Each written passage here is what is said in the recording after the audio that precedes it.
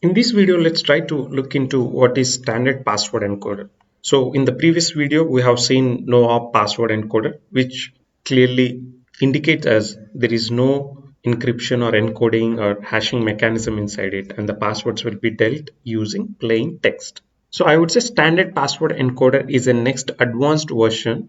So you can see encode method will internally call some encode helper method that they have written, where this standard password encoder will follow algorithm SHA-256, and it has two types of constructors. One is you just call without any arguments. That means it will use this SHA-256 algorithm and without any salt or secret.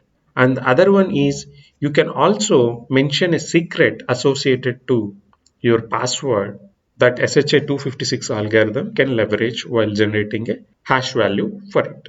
The purpose of secret or salt in hashing mechanism or encryption mechanism is it will add more complexity to the hashing mechanism so that whatever attempts that hackers will do to decode your password will get delayed. Like I can't restrict my user to not to have some simple passwords like 12345, but whoever is doing rainbow attacks or brute force attack, hackers will try all possible most common passwords, and they can easily check whether my hash existing in database is matching to 12345 hash, and they can easily decode it and assume okay 1234 is the password of this user because what the hacker generated or what hacker have already for 12345 is matching with the hash that is present inside the database. Since we can't restrict our users to have only such complex passwords to guess, what we can do is in such scenarios we can add in the backend a salt or secret to this password provided by the user. So that's the purpose of this secret that we are seeing here.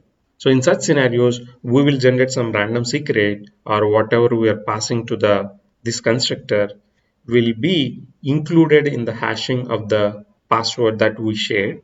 And while decoding also, since the secret value is stored inside the hash value of the password, while decoding also, this algorithm will try to extract salt or secret associated to that hash, and the same secret will be applied to the new password that we are going to share through UI, and once the hash is generated, it will try to compare.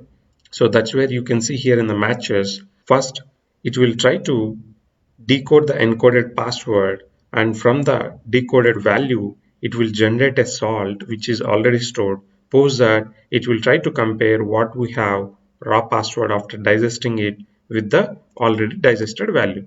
But here you can easily see that reversible is possible here since this is not a one-way hashing mechanism like bcrypt or scrypt password encoders. So due to that reason, this used to be used in the legacy applications, but this is not recommended for these days because now the processors or the servers that attackers are using are strong enough to detect what is your password for such weak algorithms like SHA-256.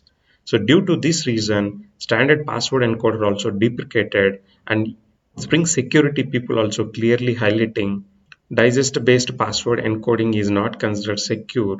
Instead, use an adaptive one-way function like bcrypt password encoder or scrypt or any password encoder which is one-way hashing function. So due to that reason, we should avoid using the standard password encoder also. But I'm just giving an details about it because still there are legacy applications which were developed 10 years before they still uses this. So we should be aware of this thing. So let's try to look into what are the other password encoders provided by Spring Security in the next video. Thank you and bye.